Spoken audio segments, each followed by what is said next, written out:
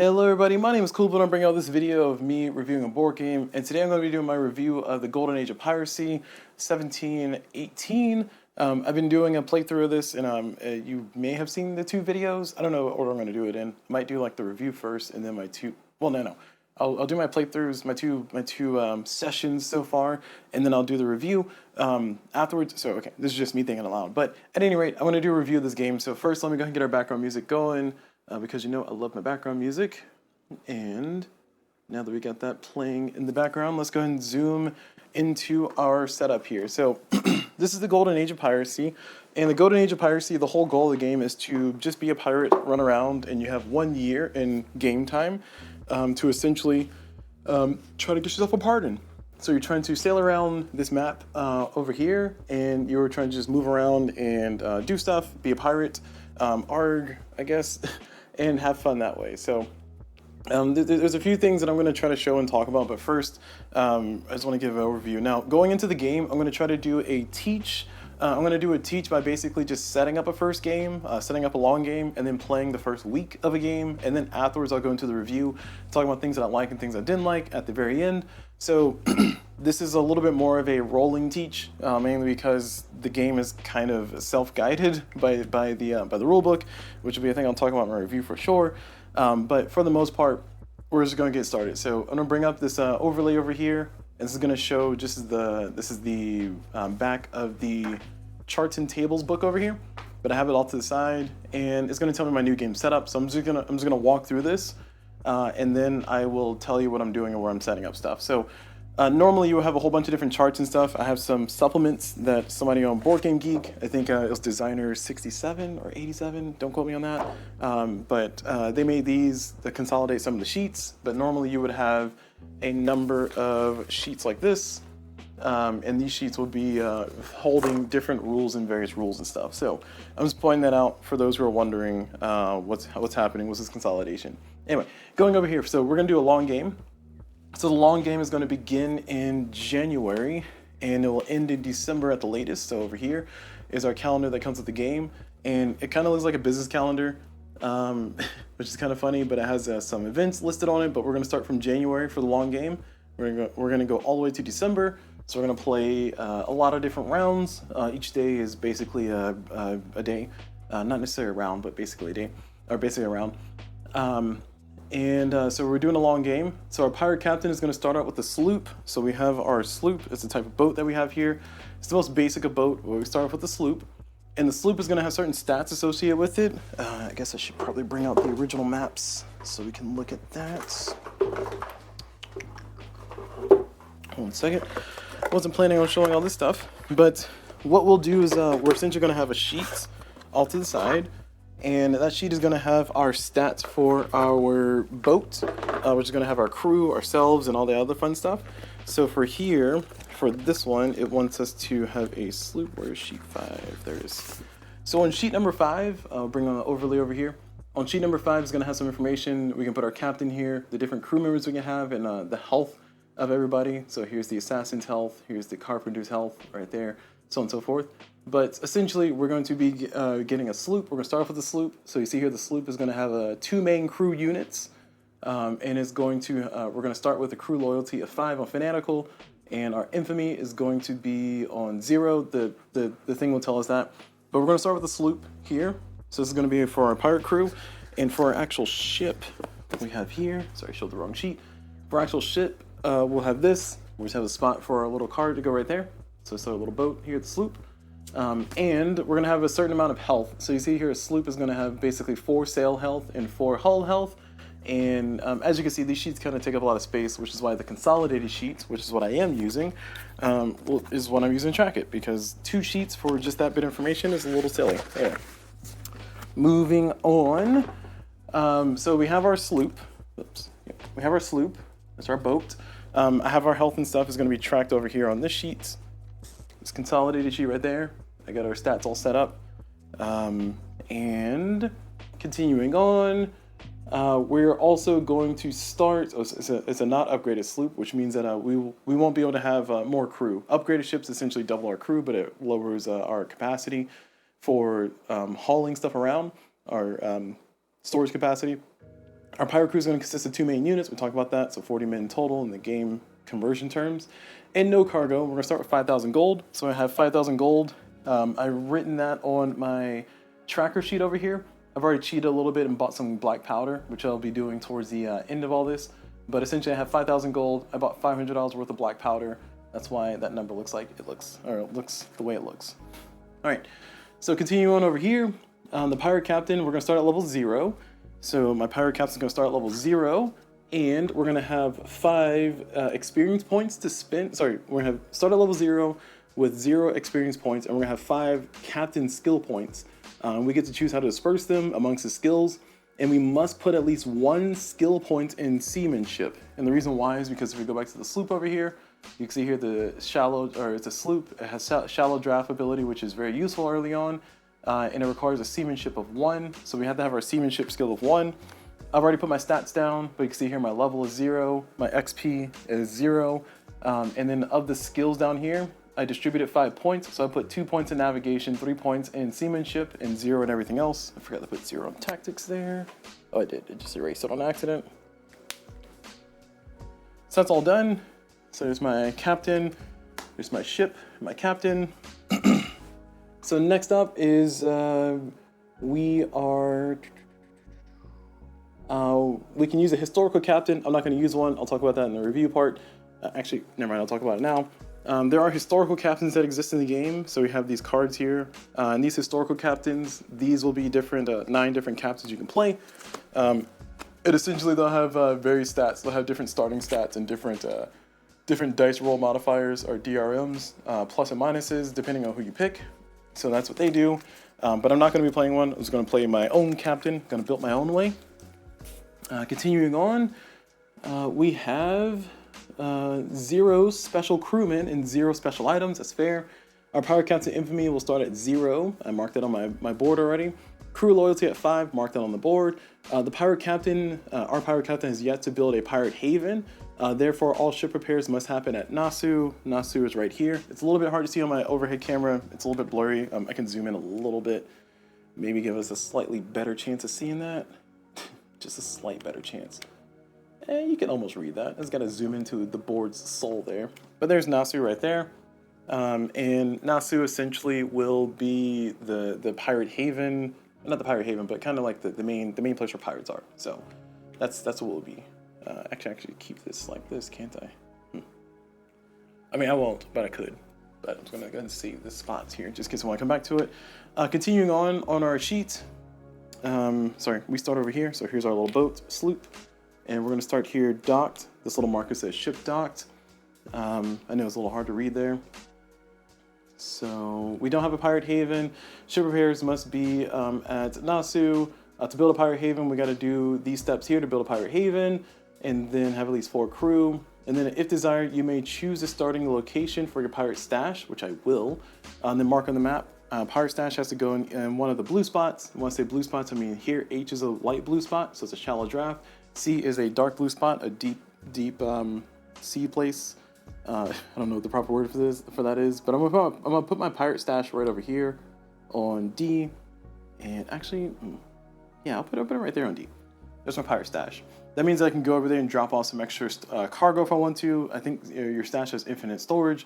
Don't quote me on that, but it can also be found and stolen, so I have to be very careful about that. Then next, let's see.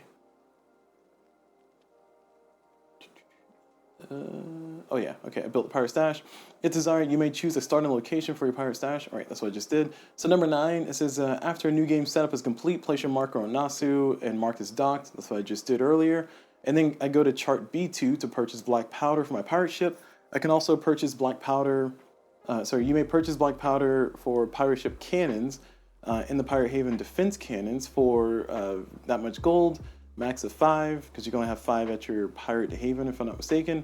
And then we go to see chart B2 for the cost. It includes basically just explaining details. It's saying it's enough money to cover the building and all that stuff. And it takes up 1 cargo unit in our storage. So if we bring up our pirate ship storage here on the overhead view here, you can see here that there's a maximum capacity for stuff. So we have a non-upgraded sloop, so we can store 40 things total, 40 units of things. And then black powder is kept separate. Black powder, I can store 10 on my sloop, and black powder does not count towards my max storage unit. So that just means that this 10 black powder here is the max that I can carry for shooting. I can carry more black powder, theoretically. It'll just count as a storage unit. I don't know what the rules say specifically about me just moving that over into my cannons as like backup storage. The way I'm reading it is I can have no more than 10 black powder storage on my ship ever. But then again, you know, there's some rules discrepancy stuff that I'll talk about later. Anyway, cool. Once we get to the review. Continuing on, so let's just explain the black powder. We are going to go ahead and look at table B2 because after this we just start the game. So we're going to go ahead and look at chart B2. I should probably have tabs for this. I think I talked about it all in my playthrough, but I never went and got tabs. And here's chart B2. If I can get that on screen proper here. So on chart B2, we can buy different items. If I had my if I had my haggle skill up to 5, which is currently at 0. Oh, you can't even see that. My haggle skill is at 0. If I had my haggle skill at 5, I could use this chart to buy things and sell things. So I can sell things for more, $5 more in the case of black powder, and I can buy it for $10 less in the case of black powder. But I don't, so I'm over here on this side. I bought 10 units. I bought 10 black powder. That's why I subtracted 500 from my money for 5,000. So therefore, that's what I have. And now I have started the game. So now that we start the game, we're essentially going to just kind of go through our normal flow of things. Starting on, man, this is so far away from me. There it is. We're gonna start over here. All right. So we've essentially done everything that we need to do to kind of get ourselves up and going. Now we're gonna go ahead and start the game. So starting the game, I can pretty much do a whole bunch of different things. So pulling the chart away here for a second, we're gonna stare at the board.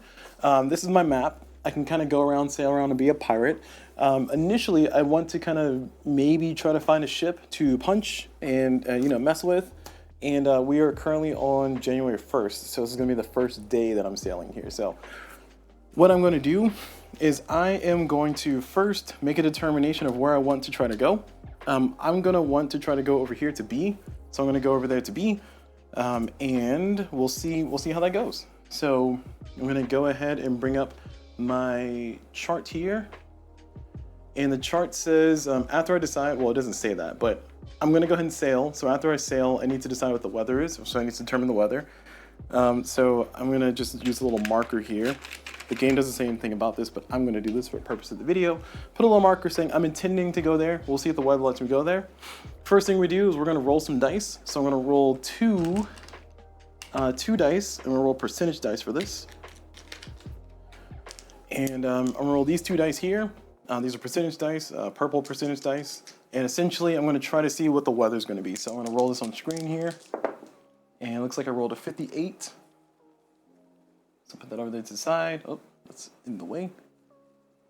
There we go. I rolled a 58. So with the 58, we look at our table, and our table is telling us that a 58 is going to give us poor light wind. Then we check our modifiers here. So if the previous round's weather was good, which we don't have a previous round, so it's not relevant, then we do -5. If the previous weather was poor, we do that. If June or November, we do all those things. It does not say that these are cumulative. It'll tell you things are cumulative. It'll say cumulative, which means you just add up all the different modifiers. So if it's, in this case, if it was poor weather and you were in December, then you would do +5, +5, and then +10. Actually, now I'm thinking about it, this should be cumulative. This is probably cumulative. It doesn't say it, but it makes sense if it would be. Anyway, there's also some notes over here saying that the pirate ship must remain in map zone this day, and that's if you are quoted to use that little footnote there, A, B, and C. So that's when those will apply. So right now those will apply because we are in poor light wind. So we are going to have no modifiers is what I was trying to say. And then we're going to have an overcast with rain, smooth seas. So we're going to mark that by saying it's poor and then light wind, which is not bad. So poor light wind. Now we go to table H4. And table H4 down here says the pirate ship movement. So first we can move our pirate ship to the next map zone, or we can remain in the current one. Notes if maximum sail damage, so if we have maximum sail damage on our ship, has been sustained, or if we have calm wind or bad weather, then our pirate ship has to stay in the same spot, so we're good. It doesn't apply to us, so we're gonna go ahead and move our ship, which is no longer docked. We're gonna move it over there to our marker, and cool, we moved our ship. All right, well done, well done. All right, now that we've done that, we're gonna continue here. We're gonna go to table H5, then 6, and then 7. So table H5 is going to tell us about mutiny. So mutiny says if the pirate crew's loyalty ever reaches 0, roll a d10 once per day until it increases to 1 or more, and then a 1 through 5, no mutiny. But if we roll something higher than that, we can run into some issues with mutiny, so we have to be very careful about that. So 6 through 10, crew mutinies and maroons a captain in the nearest blue land zone. -5 to our infamy. All specials, crewmen, cargo, all kinds of bad stuff happens. I'll let you read that. I'm not going to finish reading that because it doesn't apply to us right now. Continuing on, so no mutiny, so I'm not going to bother rolling because that doesn't apply to us. But we are going to do H6, which is a random event. We're going to roll 2 dice, so another percentage die. So I'm going to roll 2 dice. I'm going to roll these two dice here. And I rolled a 74. So with that 74, we look at our chart, and our chart is saying if it's 1 through 97, nothing happens. If it's a 98 through 100, then that happens, so nothing happens. And then finally, we're gonna see if we get an enemy encounter. So for this one, if calm wind or bad weather, no enemy ships. So we do not have calm wind or bad weather. So we do get enemy ships. So we get to roll a d10 once per day, and then if on modified 10 we get an encounter, which is what we want because we're pirates. We want to do pirate things with our pirate friends, yeah, that's the like I said, we want to find a ship so we can do something. All right, so over here we're gonna roll our d10. I'm gonna roll this red d10, this one here, right there. I rolled a 5, and a 5 is what I rolled. And the modifiers are -1 to poor weather. We do not have that. +1 is spyglass in possession. I don't have one. +1 if orange town zone. I'm not in an orange town zone. +2 if red town zone. I'm not in a red town zone. So no modifiers. So because of that, no enemy ships are found. The current day ends and the next round begins. And then it says B. If in Nasu. Anyway. If in Nasu, the Haven, or Blue Zone, the ship may dock and debark. At the start of the next day, proceed with the relevant table. If so, not H1. So I'm not going to disembark or debark. I'm not going to try to set sail into the area to see what's going on there. So I'm going to ignore that completely. So I'm just going to go back to H8. I'm going to mark off the day. And like I said, we're going to play a week. So we're going to play until January 9th. So we're going to keep going. All right, so we start back on the top. For this one, I'm not going to go anywhere. I'm just going to hang out here because it's going to be advantageous for me to do so. So I'm just going to chill where I am. So we're going to kind of roll our dice. And to speed things up, what I'm going to do is I'm going to roll all of our dice at the same time.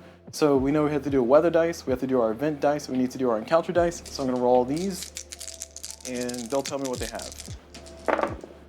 So I rolled an 86 for the weather. Ooh, that's not great. And then I rolled a 54 for the event, so no event happens. And then I rolled a 7 for the encounter. So I don't think an encounter happens, but we'll see. So let's see, 86, what does that do to us? So 86 is gonna get us into poor moderate wind. And it says the previous day's weather was already poor. So we're at +5 because the previous day was poor. So we're at 91. So 91 is going to keep us right here where we are. So it's going to be overcast with rain. So it's poor moderate wind. So poor moderate wind. We're not going anywhere, so we don't have to worry about anything else. So we go down to table H4. We didn't go anywhere, so that's fine. And this is only for bad weather, not poor weather. All right, back over to here. Our enemy encounter. So we already know random events not happening because we rolled a 54. That's not a 98 or higher. And then over here for our encounter, we needed a 9 or higher. We rolled a 7. So with that 7, we check here, poor weather. So it's actually a 6. And then everything else, nothing else kicks in. So we're all done. So that's another day marked off. So now we're on to our third day. I'm going to continue hanging out here. If I don't find what I'm looking for here, I'm going to probably just move on to try to get to A and see if I can have some fun there. Or actually, I might go to E. Just kind of sail over to E. So we're on our third day here. And oh, we might have an encounter. I don't know, we'll see. Oh, 96, that's not great. I think we got awful weather here. So that's, oh, I think that was a 7. Doesn't matter, 7 on the luck is not gonna do anything for me. And we got that for the encounter, so 96 for the weather is not great. So 96 for the weather, let's see, we are over here, 96. So we are in bad, strong wind. We already had poor weather the last day, so we're actually gonna be at 100 plus.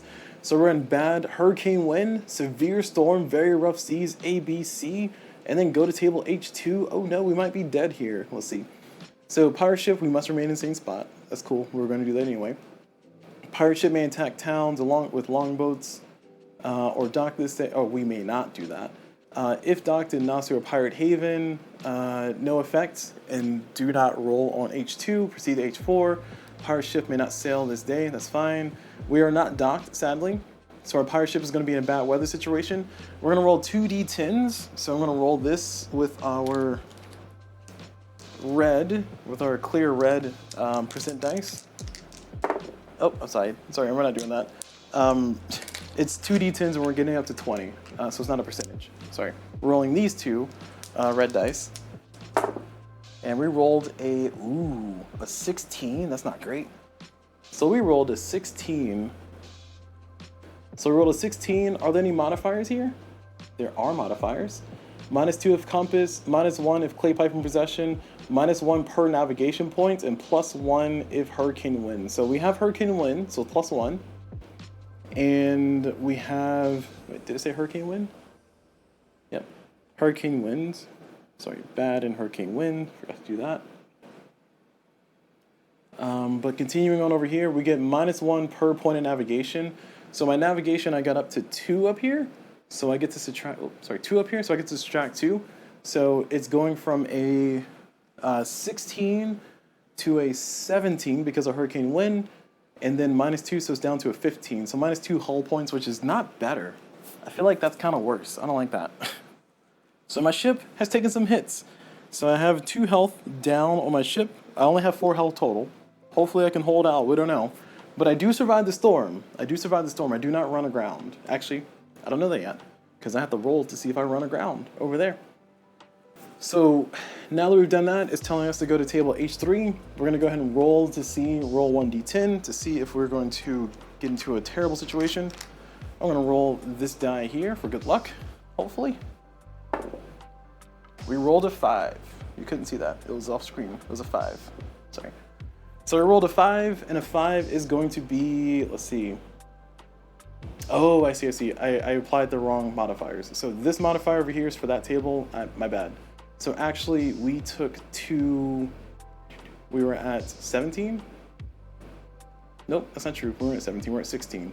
So we took 2 sail damage, which I feel a little bit better about that. I don't feel great about it, but I feel better about that because it's not gonna hurt me too much in fights. Anyway, over here though, we do get +1 modifier, so we're at a 6, and then we get -2 because our navigation.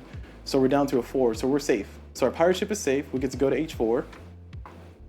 And then H4, we don't move anywhere, we do the rest of our tables. We've already seen these play out, no random events. In the encounter, we rolled an 8, -1 if poor weather. It's not poor weather, it's hurricane weather? Oh, it says right here.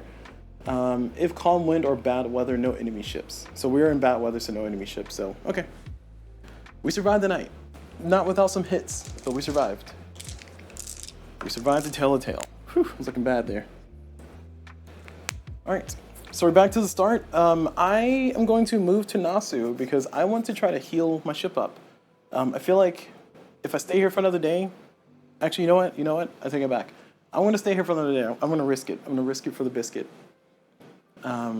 This is going to end after 8 days anyway, or a few more days anyway, so fingers crossed that I am able to survive and actually show you the rest of the game. So we're rolling our 5 dice again.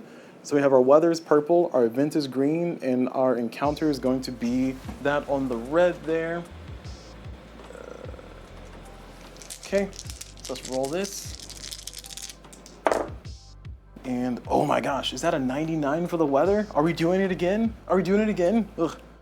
All right, well, the dice have diced. It is a dice game after all.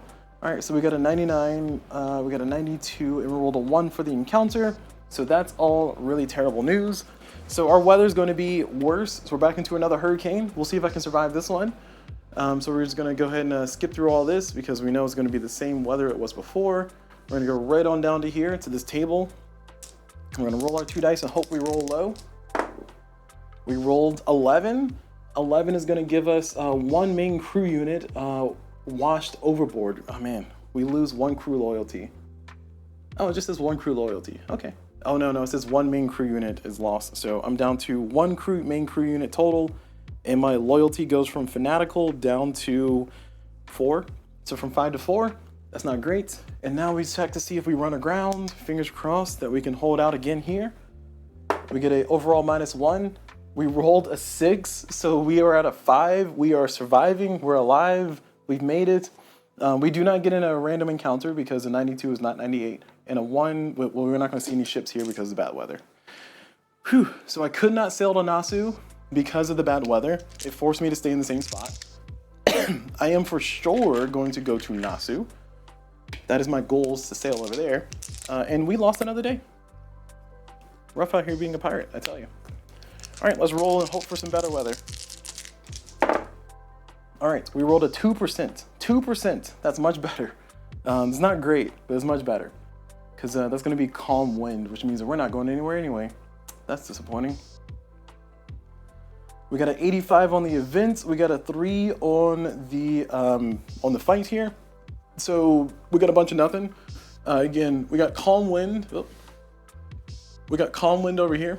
So clear, partly cloudy, smooth seas. So we're going to move from poor is going to give us +5 because the previous day was poor. So we're at 7, but 7 is not going to get us out of here. So we are going to be on, is it good? Yeah, good and calm. And again, because it's calm wind, we're not going anywhere. So we're going to go all the way down here. It's going to tell us that if it's calm wind, we're not going anywhere. So the winds are too calm. Went from super calm or super hyper to not hyper at all.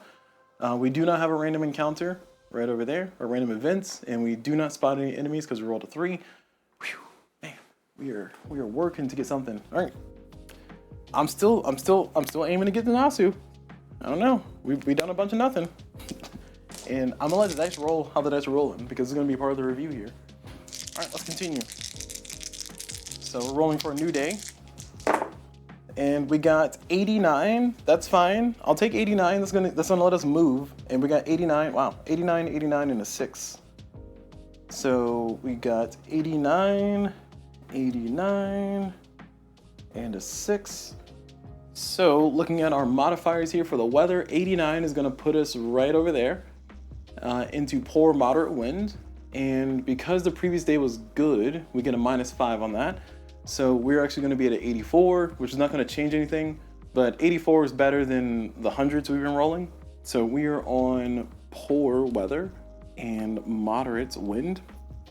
And we're finally sailing back to Nassau. Man, we actually did something. Look at us go. Look at us go. All right. 89 over here is not 98, so it's not high enough. A 6 is going to be -1 because of the poor weather. So it's actually a 5. We're not going to see anybody, no encounters. And that's going to be it for that. So we are there, and I need to read over here. This says, if docked in Nassau or Pirate Haven, no effect. Do not roll this table. Okay, so we're going to try to dock. That's what we want to do. Let me see, where is that part at?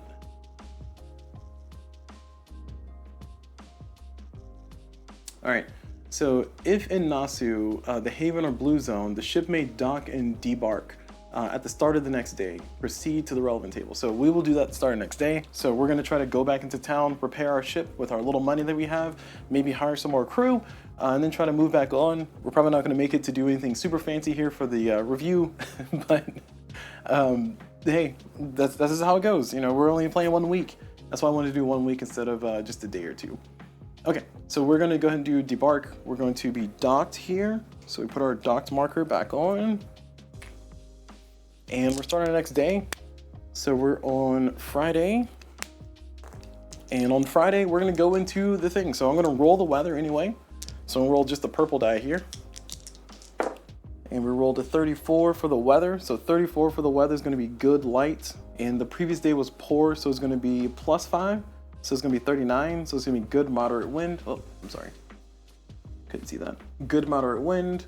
So we rolled a 34, and then we did +5 because the previous day was poor. And that's gonna pull us to a, oh no, yeah, no, we're here. Yeah, sorry, I did that wrong. Yeah, I was thinking -5 instead of +5. So we started here with good moderate, +5 is gonna put us at 36. So we, oh man, math is hard. 34 + 5 is going to put us at 39, which is gonna be good moderate wind. So good, moderate, we're not going anywhere, so we're not affected by anything else. And we are jumping onto the boats, or we are jumping into town of Nasu. So we're gonna go ahead and go to the Nasu table. Oops, oh, my mic there. And the Nasu table is, according to the table of contents, that is right there on B4. Oh, there it is, sorry. B is Nasu. So looking into Nasu, we're gonna go ahead and do some stuff. So what I wanna do is I want to do some repairs. Let's see, how does ship repairs work? Let's see, so no, not there. There's a pirate ship repair prices and times. So we're gonna repair the hull, and this is gonna be all repair times are cumulative. Ugh. So it's gonna cost us $400 in 4 days. So I will go ahead and give us 3 more days on the other end so we can actually see some other stuff happen besides getting stuck in storms and almost dying, as a pirate does. So we're gonna spend $400. So I'm gonna mark that off my sheet. I currently have 4,500, so I'm gonna go down to 4,100. Bad string of luck, but it happens. So we're gonna be marking off 4 days here, and I'm not gonna be able to go anywhere, so I'm gonna speed through those, and I'll show you how I'm gonna do that here shortly. And then finally, we're gonna try to hire, let's see, we're gonna try to hire some crew. So let us try to do that. So we don't have anything to sell. Let's see, moving from there, whoops. Over to here. This is a Nasu Pirate Governor. We're gonna go to the bar. Where's the tavern? Those are jobs. We don't have any jobs. Kidnapping jobs. Assassination jobs. Smuggle passenger jobs. Smuggler's reward. Tavern. Here's what I was looking for. All right, so I'm gonna go ahead and try to hire some pirate crew. I only have space for 1 more. I just wanna make sure I'm not lacking on the pirate crew side. So we're gonna roll a D10 to figure out how many are there. I'm gonna roll this this red D10, and we rolled a 9. So we got 9 crew available, 9 people available for us to hire, and we are going to hire exactly 1. So let's see, how much does it cost? So 100 gold per unit that we buy. That we hire, so we're gonna hire 1 crew unit. We're gonna go to $4,000 total, so we spent $500 here. And that's gonna give us our crew units, we're gonna be maxed back out. All right, so now we're done. So we are going to go through 4 days again, because it's gonna take us 4 days to actually fix all of our stuff. But we're done with our town phase here. We're done with all the things that we wanna do in town to get ourselves restocked and healed up.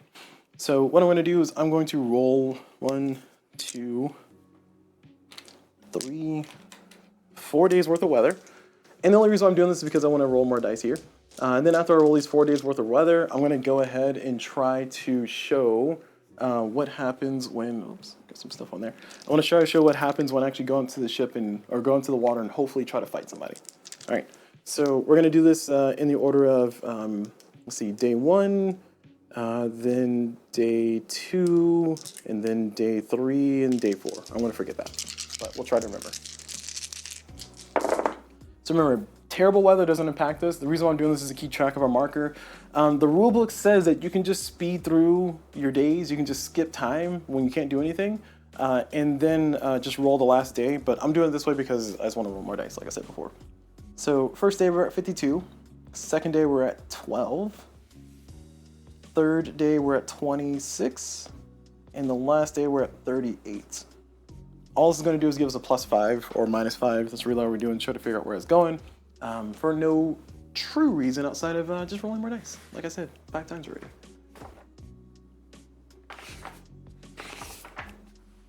All right, let's see where we're at.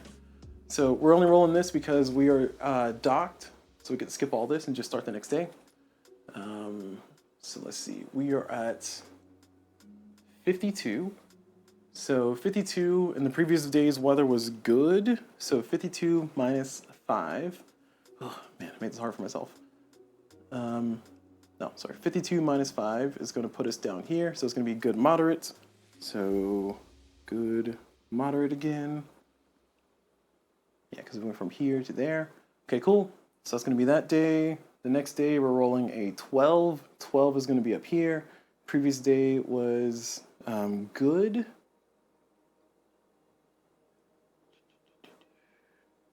Oh no, I did that wrong. Yeah, so we were here. The previous day was poor, moderate. That was the previous day before. So that means we actually went +5. So we're at poor light wind. That's where we're at. Okay, got it. Math is hard. Stay in school, kids.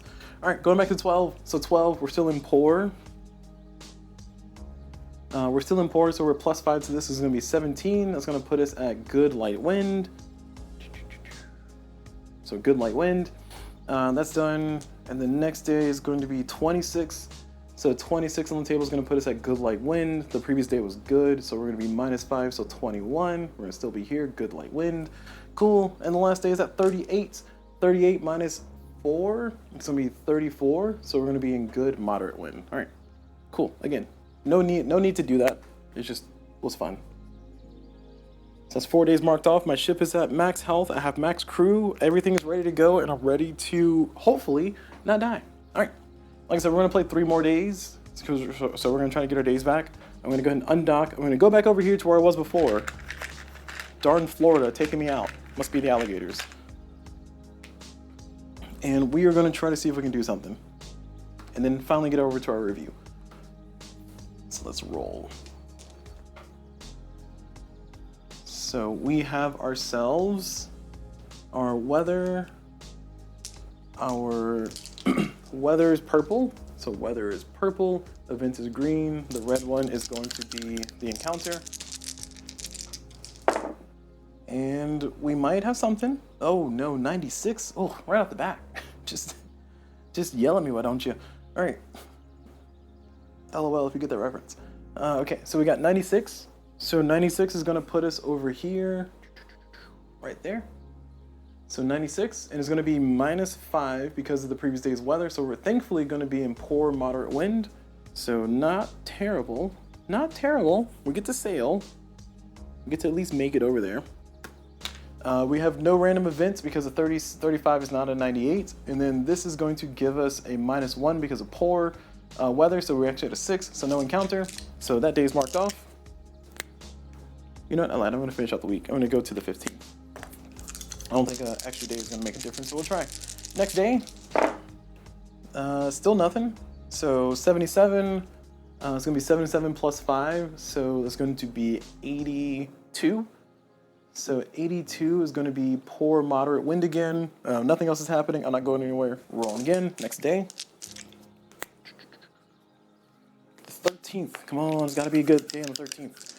Thursday the 13th. It's got to be our day. Hey, it's our day. We rolled a 10. Oh, man. Oh, whew. We rolled 29 for the weather. I thought it was a 92 for a second. 29 for the weather. 85 for the event, so no event. And then 10 here, so 29 for the weather. We're going to get 29 plus 5 because of poor from the previous day. So it's going to be 34. So 34 is going to be good, moderate. Okay. We will not have an event, a random event, because it's 85, but we will have an encounter. It's a default auto 10. So now that we've done that, we can finally show what it looks like when you actually get into a fight. Potentially. I say potentially because there's a chance that we won't spawn anything because a ship too big shows up. So now we're done with that. We have checked this out. We rolled a 10, so it's automatically going to spawn somebody. Modifiers don't matter. Notes don't really matter too much. So we're going to go down here to H9. Oh, no, I lied. We're going to go down over here to H8. So H8, we're going to figure out how many rounds we have to kind of deal with the ship that we're about to engage with.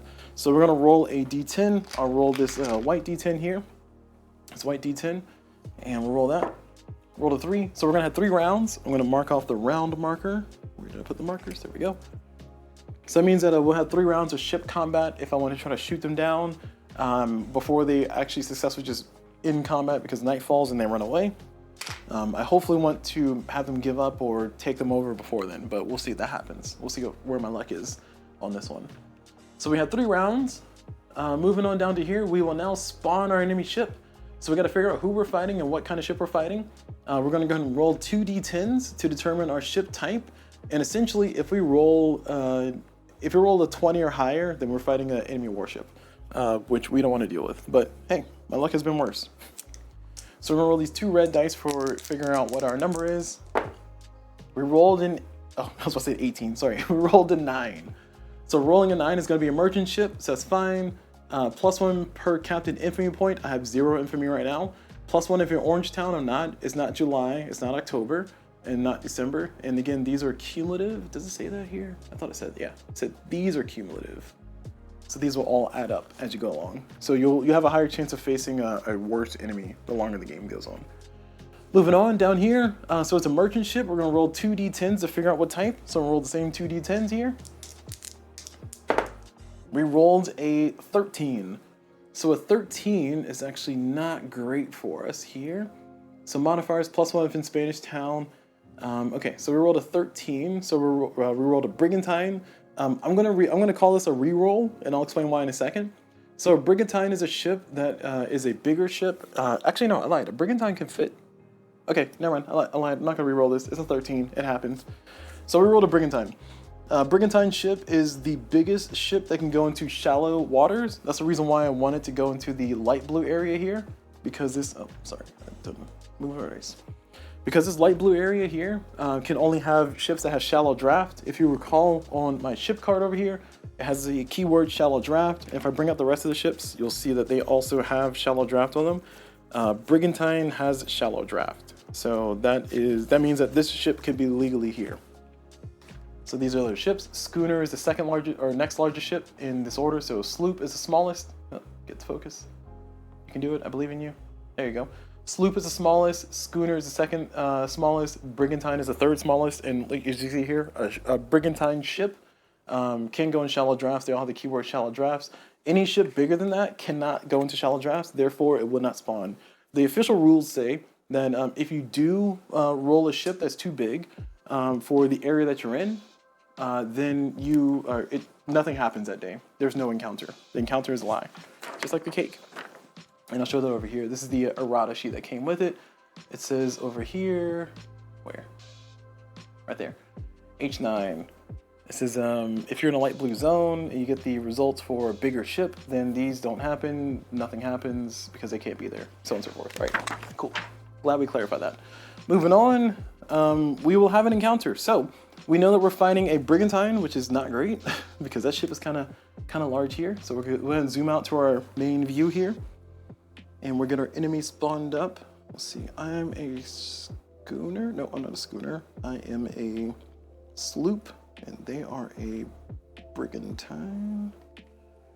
So we'll use this little mat over here to show our ships. We'll put that one there, which is the merchant enemy or warship.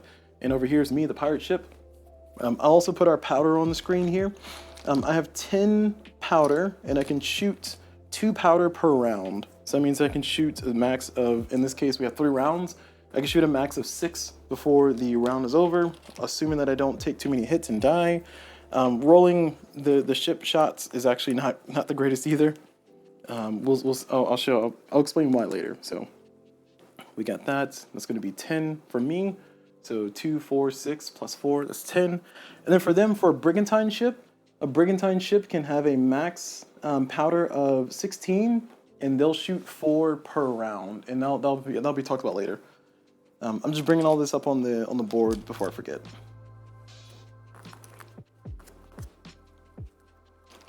2, 3, 4. It should be 16. So they can shoot twice as much as I can per round, and that's not great. So they could just end me here, which is fine. I'm just trying to make it to the end of the week, you know? All right, continuing on with our sheet over here. So we know what kind of ship we're fighting. We're fighting a brigantine, however you pronounce that. There are modifiers here. They don't reply. And if it's a merchant ship, I can choose to engage it, or I can choose to say, nah, I don't want to deal with that guy and run away, but I'm going to engage it. For the merchant ship, we're going to roll a d10 to determine the seamanship skill of the enemy. So I'm going to roll this d10 here. And their seamanship skill is actually pretty darn high. That's not great. I'm a little afraid of that. They rolled a 9. So they rolled, I think that's a 4 for them. Let's see. Yep, seamanship of 4 out of 5. That's not great. I might be dead anyway, but we're gonna fight anyway because, hey, we're trying to do a little teach along here. So they got 8 health on their ship. And they have a crew size of, they have a crew size of 8. Ooh, they're 8s all across the board. That's not great. So I'm going to use these dowels here to kind of keep track of things because it's going to be off to the side. You can see here I have a bigger ship in one of my other games, but I have this is going to be hull and hull only. So I have 4 hull, and the merchant, they have 8 hull. So it's going to be pretty hard for me to take them out, but we'll see if I can overcome the challenges. I've already survived the storm or two, so we'll see if I can survive a fight. I don't know. That's not looking good for me. All right, so they got a seamanship skill there, and then now we're gonna go to table I1. If it was a warship, they get some more stats that we get to find out beforehand, but for right now, it is not a warship, so we're gonna just go to I1. Finally, we get a fight. So first thing we do is we see if the merchant ship is gonna surrender. If they roll a natural 10, they surrender immediately. I'm hoping for a natural 10. I don't know if it's gonna happen, but I'm hoping for it. I'm gonna roll this red die here. That is not a natural 10, that is a natural 2. All right, so they rolled a 2. So a 2 is going to be here. The merchant is going to refuse to surrender. There are modifiers here.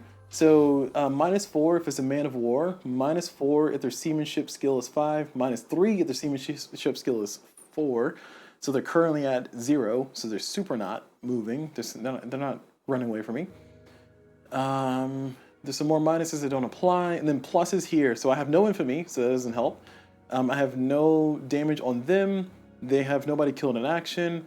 Nobody killed in action, all that stuff. And yeah, their seamanship skill is a little bit high. So therefore, they will not surrender. So we go down to I2.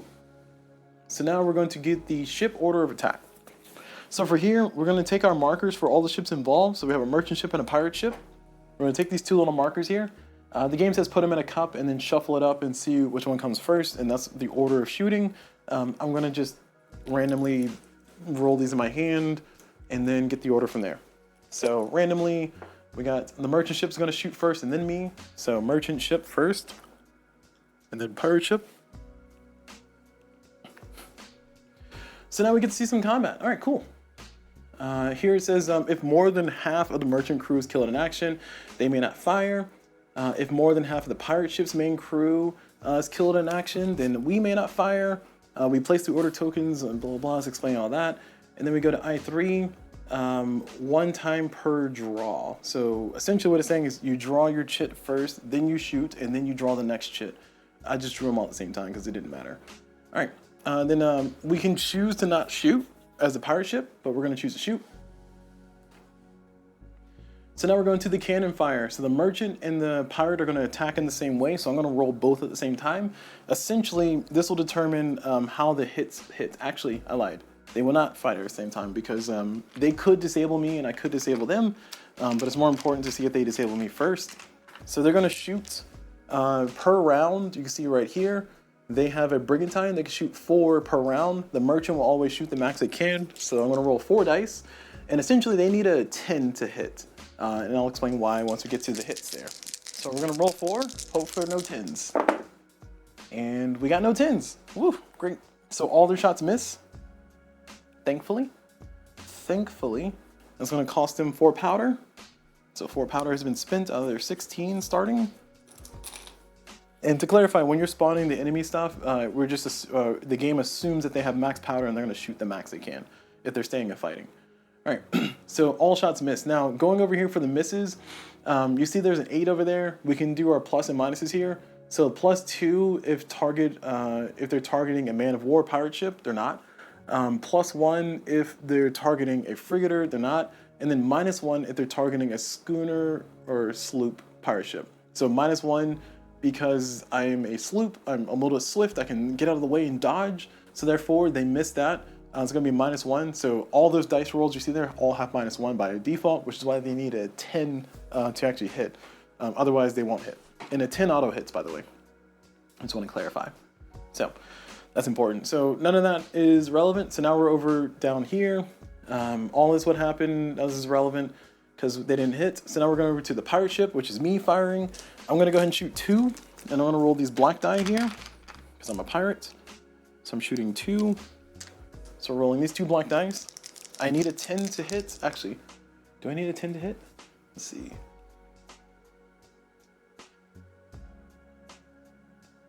Yeah, I need a 9 or a 10 to hit. So I need a 9 or a 10 to hit. They get no modifiers that drop it, which is good. I rolled a 10. Oh, you can't see that. I'm sorry. Wait, I'll just move this. Okay, there's no way I can move my green screen there. Oh, there we go. Yeah, you see I rolled a 10. So I rolled a 10 and a 7. All right, I'm happy I got a 10. So I do get to hit them, so we can see how hits work. So now that I hit them with one of my shots that I shot, we will now go here. When all shots have been taken, go over to I2 and then do all the things again. 1 black powder is consumed per shot, maximum of this many. If there's no remaining black powder in the... Oh, sorry. I hit him. Sorry, we're over here. So we need to roll another d10 to figure out how much damage we do, if any. So I'm going to roll this black die here. We rolled a 1. Great. Could have been a 7. It was a 1. So we rolled a 1. It's going to be 1 hull damage. And then it says C. It says if no hull damage, hull points remain, then the ship sinks and all on board are killed in action. So we do 1 damage to the enemy. They go down from 8 to 7. Cool. That's anticlimactic. All right. So we're done with all the shooting. So now we are going to go over to... It says when all shots have been taken, I2 to draw the next cup. So we're going to go to I2. And I2 says when everybody's done shooting, we are going to go... Once all ships have fired, go to table I4. So table I4. Oh, I lied. I4 down here. So now we can choose to try to onboard. We can choose to try to jump on their ship and like fight them, but we're not going to because we have no swordsman skill, and I don't want to lose people. So we're not going to do that. But we could try to board them after all the shooting has been done. And then boarding, the way that works is essentially you'll be locked in a fight forever until you actually kill them or they kill you. It's pretty risky, especially with your swordsmanship skill at 0, which is what mine is. So I'm choosing not to do that. Also, you have to roll to see if you actually board successfully. You get some plus and minuses. It's not that relevant, so it's not that relevant for us, I mean. All right, so that's I4. Now we after I4, where is it at? We go to I12. Yeah, it says if no boarding attempt, go to I12. So we're going to I12. So now the merchant ship is going to try to run away from us. Hopefully they don't run away from us after all this work, but they might, they could. It's very highly possible, especially with their skills that they have here. So they're going to try to run away. We're going to roll a d10. So let's roll a d10 for them. We're going to roll this red die here. Roll this red die here. They rolled a 9. Ooh, it's not great. All right. They rolled a 9, which means that they will be running away. Let's see what the modifiers that helps us. So -2 per sloop, schooner, or frigate pirate ship. So we are a sloop, so we're fast. So we move it down from a 9 to a 7. -2 if in good weather. We are in good weather, so it's down to a 5 or down to a 4. Actually, I have counters here. This is where my counters come in. So I'm losing track. So minuses. I'm going to add the minuses up on this black die here. I'm adding minuses up on the black die, and I'm going to add up, actually, I'm gonna add pluses here on the black die, and I'm gonna add minuses on the white die, because I'm a pirate. Pluses are gonna be black. So we have 4 so far, so -4. Because I am a sloop, and it is good weather. Light wind, no, we're in moderate wind. It says -1 per merchant ship. Hull damage, so it's gonna be at a -5 here, because they did take a hit so far from us just now. -1 per captain seamanship skill. So our seamanship skill is at 3, so we are at a -8, which is pretty nice. All right, -8. Let's see. So we got the hull damage, we got the weather. Okay, now we'll go for the pluses. So +1 per merchant seamanship skill. The merchant has a seamanship skill of 4, which is pretty dang high. So that's not great. So we're at +4. +1, we have no damage on us. It is not poor weather, and if they're not a sloop, so their ship is too big. So our current math is going to be a total of -4 to their roll, so they're at a 5, which means they don't run away. Woof. Whew. Right. They almost got away, but they didn't. They didn't make it away. So no, the merchant fails to evade, so combat continues. So now we're gonna go right on back to I-13. Sorry, we're gonna go to I-13. I-13 is gonna say if they're still alive and we're still fighting, go to table I-1. So we're gonna drop our round tracker down to 2. We're gonna go to table I-1 and do it all again. Exciting stuff. First things first, let's see if they surrender. Fingers crossed. I'm gonna roll this red die here. We rolled a 9. Oh my gosh, we rolled a 9. Shoot. I need a 10. I think I need a 10 for them to run away, or not run, or surrender. So I rolled a 9. Yeah, I need a natural 10, because otherwise their modifiers are gonna kick me in the butt. They got a 4 seamanship skill, so -3. Let's see. +1 per cap. No aim for me. We have no. Oh, +1 per merchant damage. Okay, yeah, they have 1 damage, so it's gonna be a -2 so far,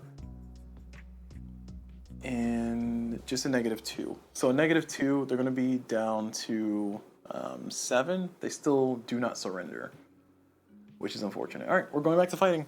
So now we do our order, and then we figure out who's gonna take a shot at who. I'm shuffling in my hands here best I can with 2 little tokens, and we're gonna put it over here on the board. So me first, and then the merchant. So pirate, and then merchant.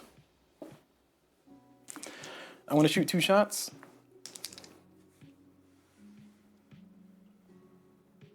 And got him there. So I'm gonna shoot 2 shots here. I think I need a 9 or a 10 to hit. And I rolled a 7 and a 5. So 5, let's see what's that gonna give me.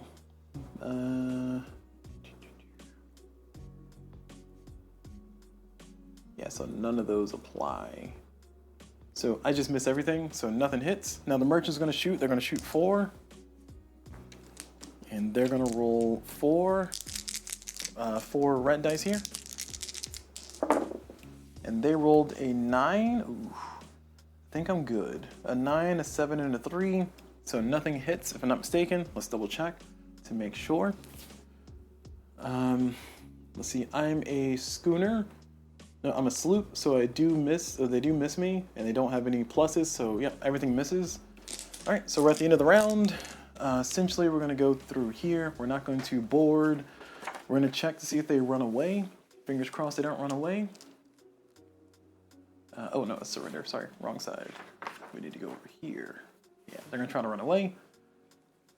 Rolling a red D10. They rolled a 1. Oh man, I think they super failed. So 1, I don't think modifiers are gonna help them out here. Yeah, the modifier is not gonna help them out, I'm too fast. So they failed to run away. We're gonna go back to the beginning, and this is gonna be the last round before night falls, and I lose them completely. So let's see if we can make miracles happen. Top of the round, I'm gonna go ahead and see if they surrender. So we're gonna roll our D10 here. We rolled a 9. We rolled a 9. Hold on, this is a chance. No, there's no chance. Right, I've already established this. I need a 10. I don't know, I was feeling happy. I rolled a 9. Okay, whatever. Game's hard. I think they have a total of -2, if I'm not mistaken. So they have a seamanship skill of 4, and I counter them by doing 1 damage to them, by having done 1 damage to them, if I'm not mistaken. Yeah, they have 1 hull damage. So yeah, so they do not surrender. I need a 10 anyway. All right, that's fine. All right, back to our order.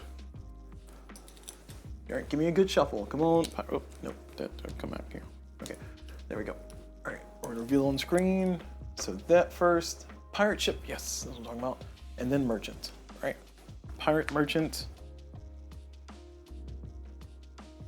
And this is our last round of firing. So we are gonna go ahead and shoot 2 shots. Fingers crossed we can get it with our black dice here.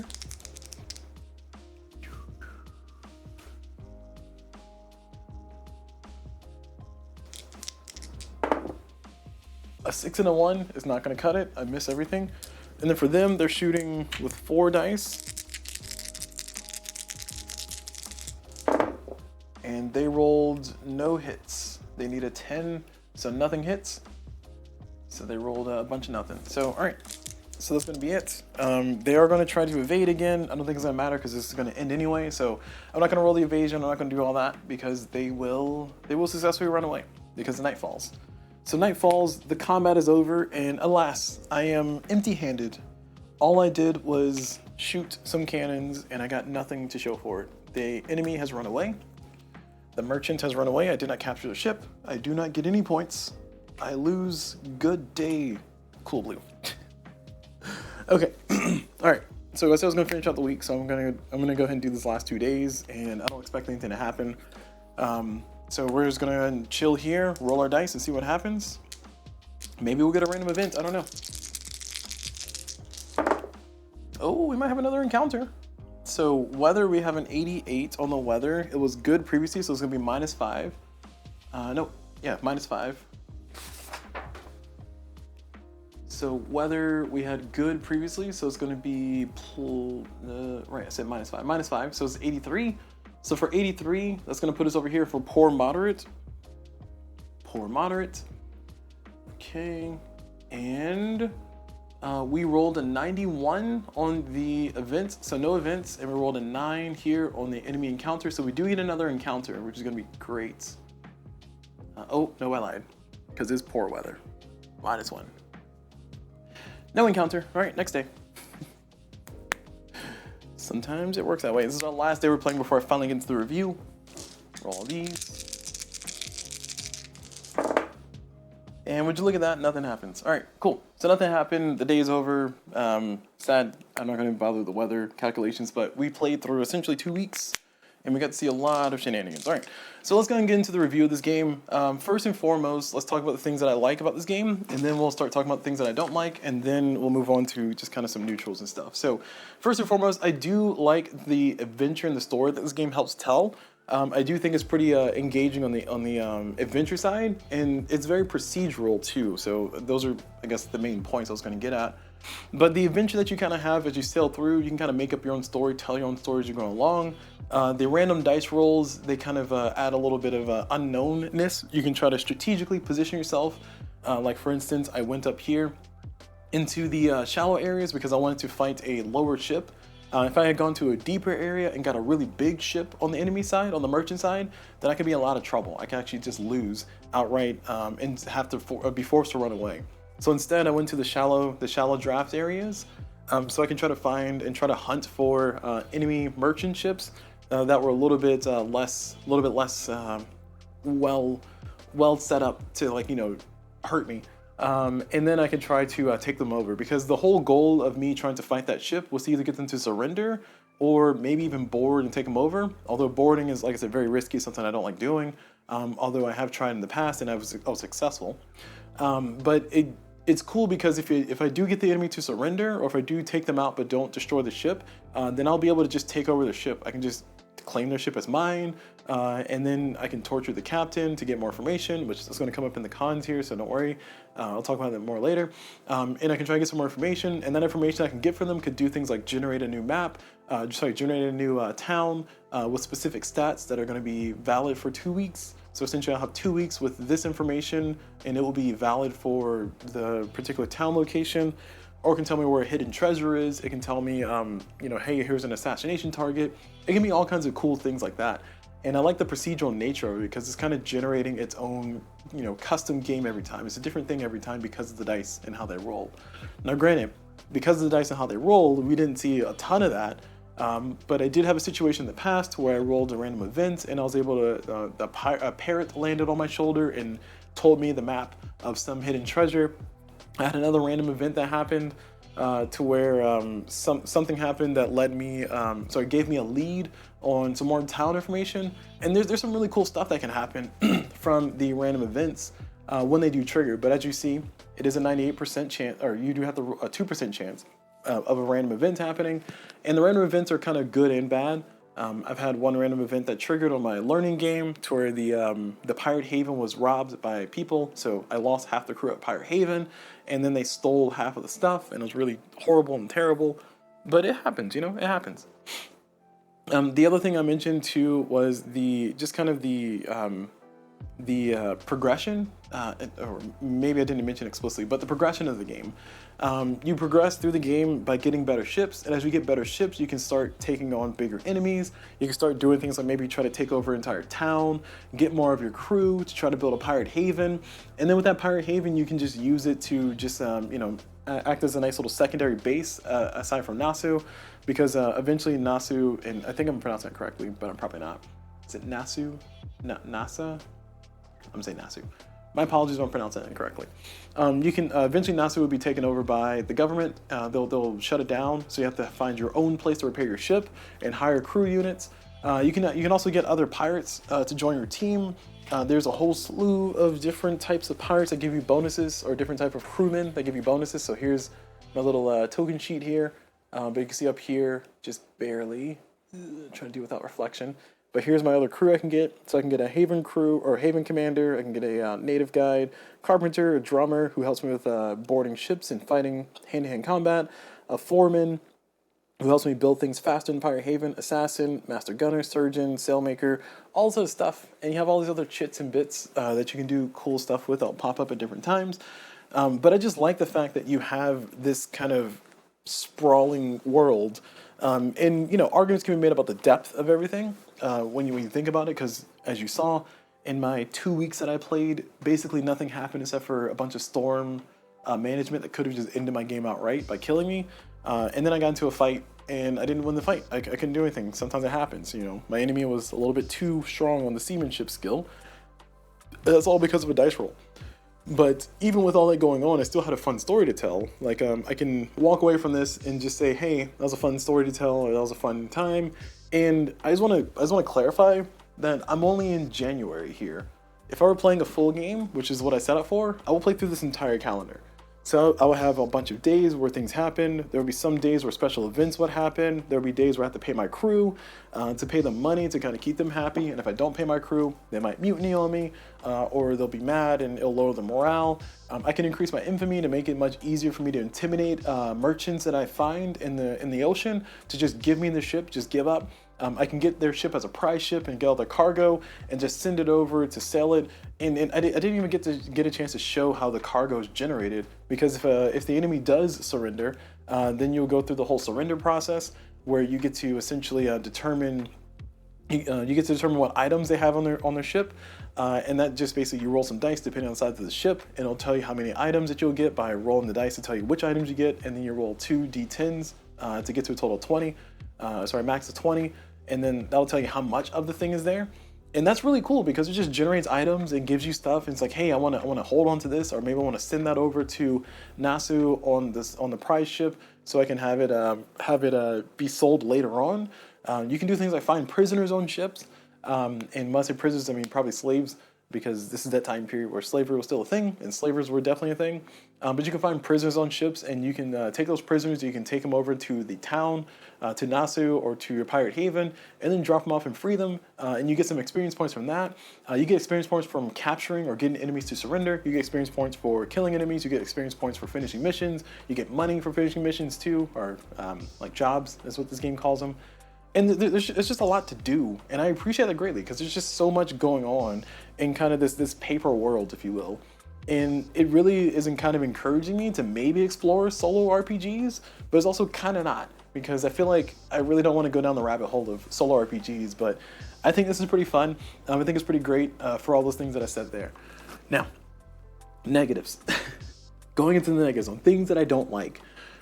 I appreciate Joe Carter for being very active on the forums, and I appreciate Joe Carter and all the people on the forums for being responsive and everything, because it is very helpful. I tried to learn this game from the rulebook only, and let me tell you, it was a painful experience.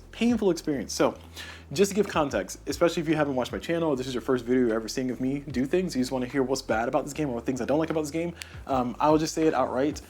I do not like the rulebooks for this game. These rulebooks are garbage, trash, awful, the worst thing in the world, and I think I need to qualify this. So this is actually my second time doing this review because I felt I was being a little bit too harsh on the rulebooks, but I'm still going to be harsh on the rulebooks, and I'll explain why I want to redo this video. But here you have two books. This book is called The Rules of Play, and this book is called The Charts and Tables. This book here for the Rules of Play has information, and the information barely tells you the rules. It does not teach you the rules. The rules are very hard to discern from the rules of play. You know, this thing that's called rules of play does not have many rules of how you play this game. It has some things that are very useful in here, like I'll bring it up on the screen so we can look at it together. It has some things that are very useful, things such as, you know, what does this token mean or what does that token mean? And there's a little QR code so you can do some product issues and bring it up to Compass Games and crew. But you know, it has this, sorry. This is a little bit too zoomed in. I need to zoom it out a little bit. Let me zoom it out a little bit here. All right, there we go. Because we don't need to read all of it, but it has this information which goes over each mat that you have, and it kind of gives you some details about it. But even inside of the details here, it doesn't really give you much as far as rules on what these things do. It'll explain some things like, you know, what are these little chits? What do they mean? What are they used for? And there's even like a little example, two little example sheets in the back. So, you know, kudos where kudos are due, or credit where credit is due. It has these and explains, actually I should just bring this on screen. I don't know why I'm bringing this on the small screen here. It has these little sections here that will explain in pretty good detail on what the things are and what they do. Oh man, my focus is all over the place there. So again, explains Pirate Stash. This is what the marker looks like. This is the defense cannon. This is what the marker looks like. This is the pirate unit in town. This is what the marker looks like. You know, so on and so forth. Like, that's pretty cool. Like I think that's great that they have it.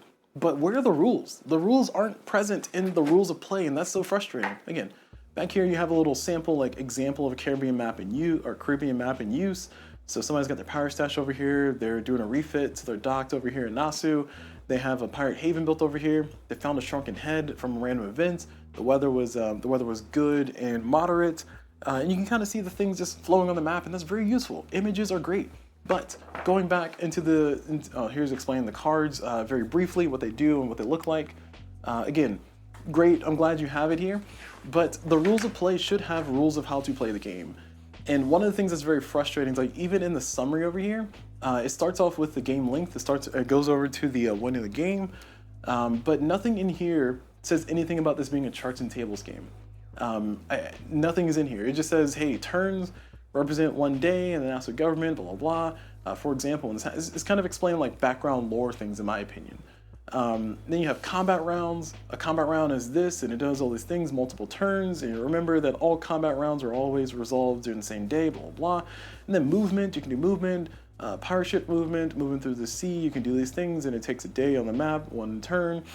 Town combat, like, it explains all these things, but it's not explaining the rules. And that was very frustrating. It was extremely aggravating because, you know, the only other Compass game that I've encountered that I've tried to learn the rules from, in my recent memory or even distant memory, is Stellar Horizons 2. And that was a painful experience by itself for its own reasons, but this one was, by God, terrible. Now, I don't want to bury the lead here. This game, as I mentioned before, is a keyword charts and tables. Here's the rulebook that has charts and tables. As you saw when I was doing my playthrough, I basically used this and I was looking at this almost exclusively, kind of going through from section to section, from chart to chart, and just all the rules were there, all the steps were there. It was explaining what to do, it was explaining what your role would be, it was explaining what the result of the role would be in the charts and tables. And that is the heart of this game, is that this charts and tables book.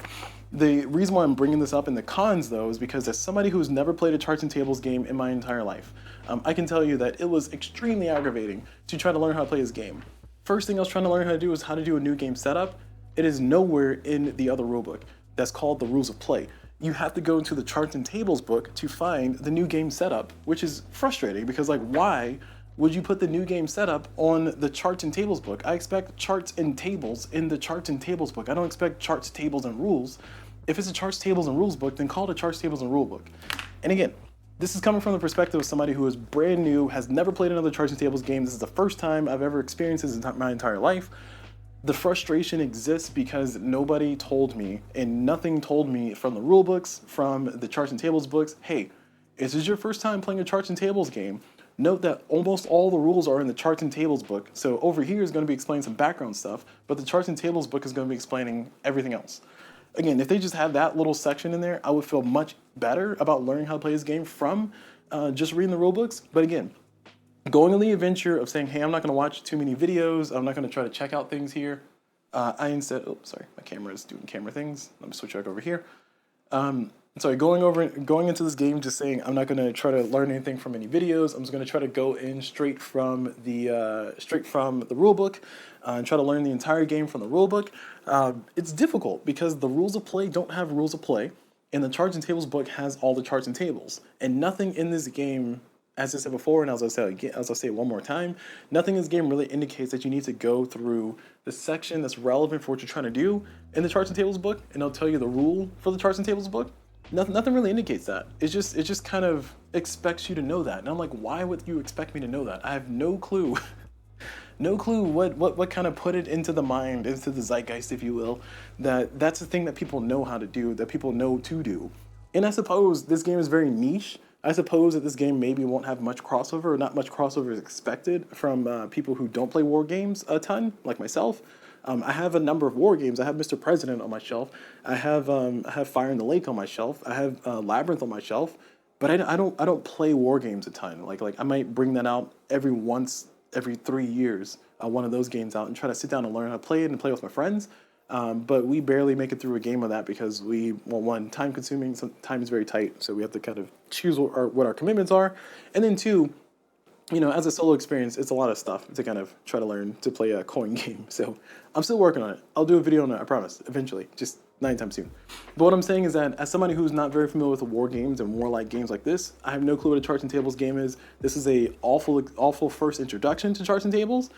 And I want to emphasize as much as I possibly can that I absolutely despised this game for the first 2 days because I really wanted to give myself just time away from videos, time away from the internet, time away from different things to just sit down, try to focus, learn this game. Because I want to judge a game based on, can I learn it from the rule book? I want to judge a game based on, do I have fun playing it before I kind of get influenced by other people's opinions and perspectives. And as a result, it led to a very painful experience of, this is a charts and tables game, which that doesn't mean anything to me. It means things to me now, and I'm interested in exploring more charts and tables games now, I know how they work, but all that goes along with to say that I redid my video because I felt I was being a little bit too negative on my charts and tables rant. I feel like I'm being less negative here, although it may sound like I'm being very negative. And the reason why is because the rating that I would give for this game, despite it being a charts and tables game, despite a lot of frustration for myself, the rating I would give this game is actually an 8 out of 10. I think this game is phenomenal. I think it's a lot of fun. I think for me, it's doing that generative world thing, so it kind of keeps that whimsy, keeps that exploration angle open and alive.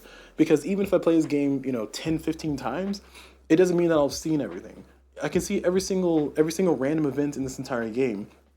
But because they don't always trigger, because it's very low chance for them to trigger, it ends up being a situation to where I have a lot of variety. Because, if a random event happens at the beginning of my game, it could really, ruin things. Whereas if that same random event happened towards the end of my game where I'm a lot stronger, maybe that random event was a boon, was really good for me and gave me a lot of stuff.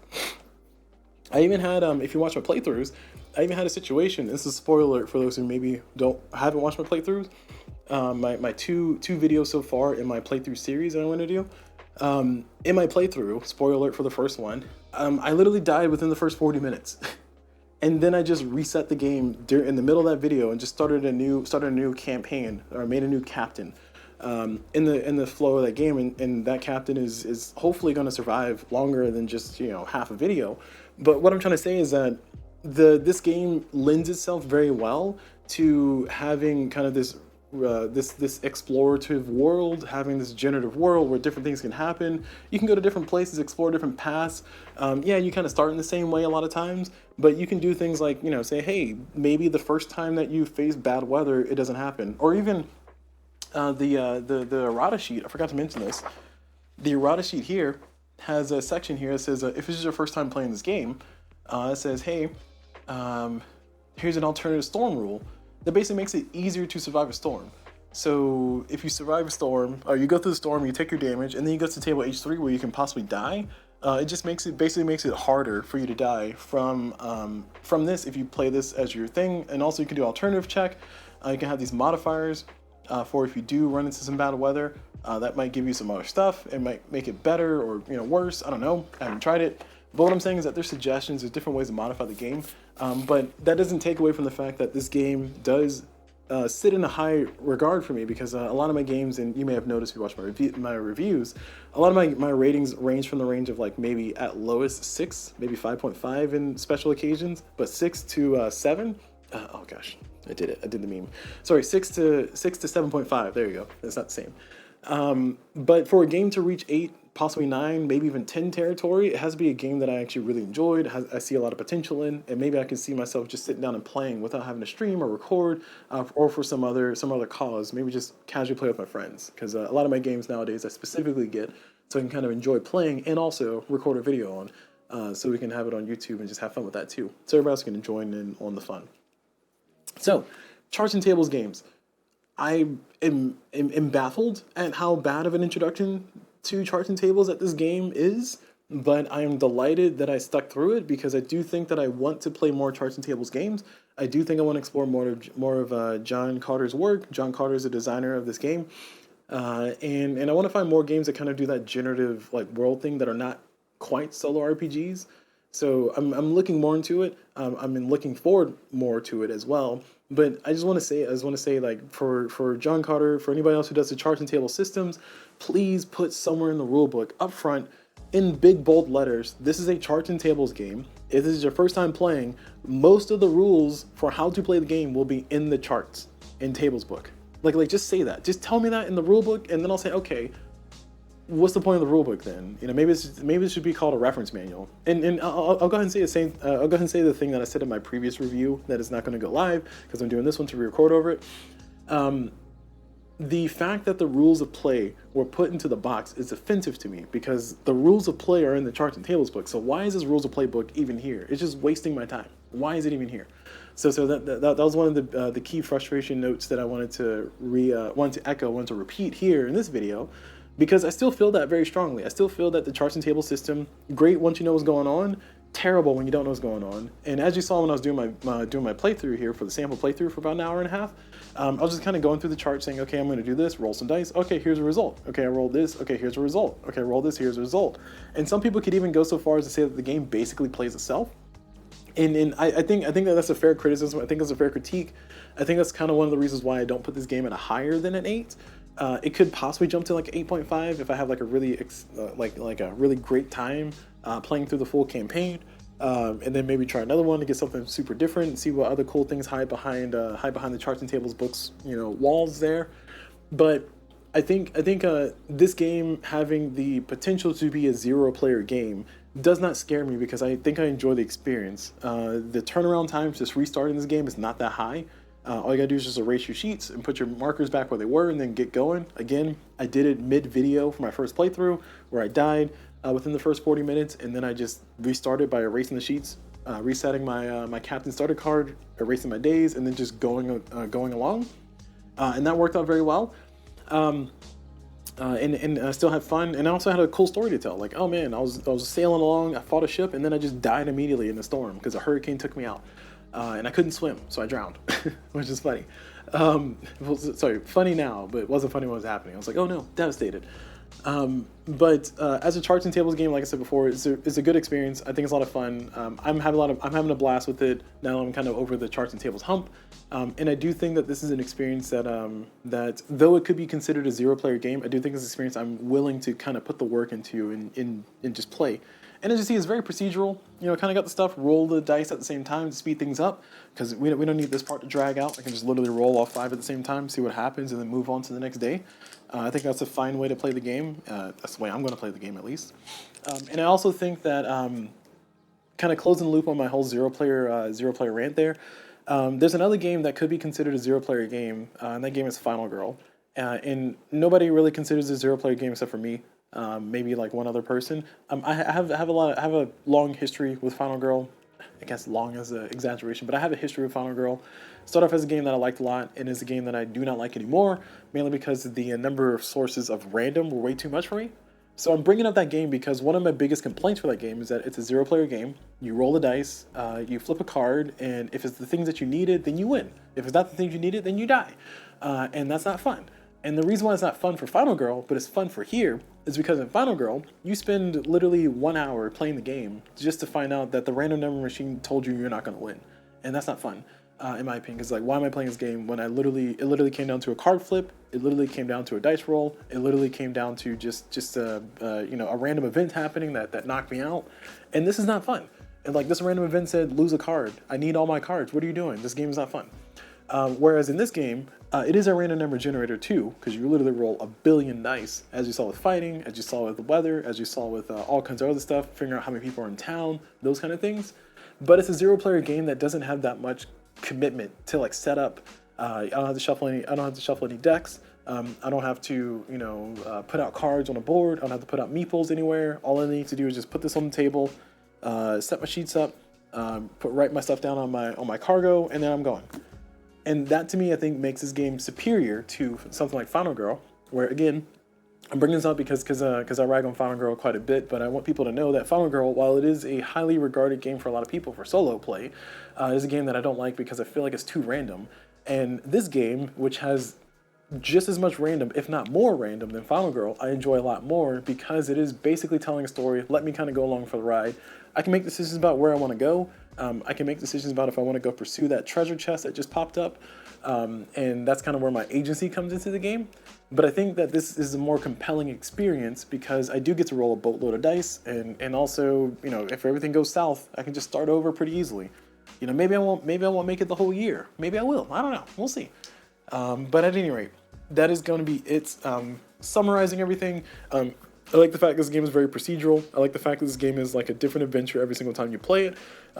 And I appreciate greatly the way the game is very different. I guess I'm saying the same thing, but it's very different from game to game, and you just kind of follow the same flow. And then eventually you'll get like another spur, another path that you can follow to try to do a different thing in the game. But the loop doesn't feel like it's a loop that grinds on me. And I appreciate that, despite the fact that I'm literally doing the same thing every round, the same procedures every round, just going through the flow chart. That's all fun for me. The biggest con for this one is the charts and table system. As a first-time introduction to charts and table system, for me personally, this was awful. This is terrible. I almost quit. I almost gave up.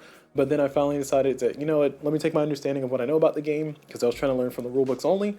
And let me take my understanding of what I know from the game, give it a shot. It was entertaining, and then I watched a video of somebody else playing through. I was like, oh, okay, I see where I got these parts right, and I got that part wrong. Oh, I see. Okay, you're supposed to do this with the DRM, the dice roll modifiers.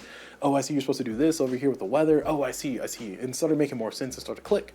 So once it clicked, it was great. But before then, it was a terrible experience. So would not recommend anybody go through that struggle. Just watch a video of somebody playing it. And actually, Joe Carter has a bunch of videos of him playing it. So go watch his videos because he's a designer. He knows the rules. And those are great videos, and those are some of the videos that I came across during my earlier journey. So thank you, Joe, for being very active in your game and the gaming community. All right, my rating on this game is 8 out of 10. I've rambled on enough. I'm going to go ahead and close out the video there because I think we're hitting the 2-hour mark. But yeah, 90-minute mark. Okay, cool. All All right, so yeah, so we're gonna be done with this one. That is gonna be my review here for the Golden Age of Piracy, 1718. I think it's a great game. I can't wait to play more of it. I'm looking forward to finishing out my little video series I was working on to see where I end up with that adventure, or if I end up with that adventure. But at any rate, thank you all very much for watching. Let me know what you guys think in the comments about the game, about anything about the dice or chart and table system. And yeah, thank you all very much for watching. Hope you all enjoyed it. And as always, I will see you all whenever.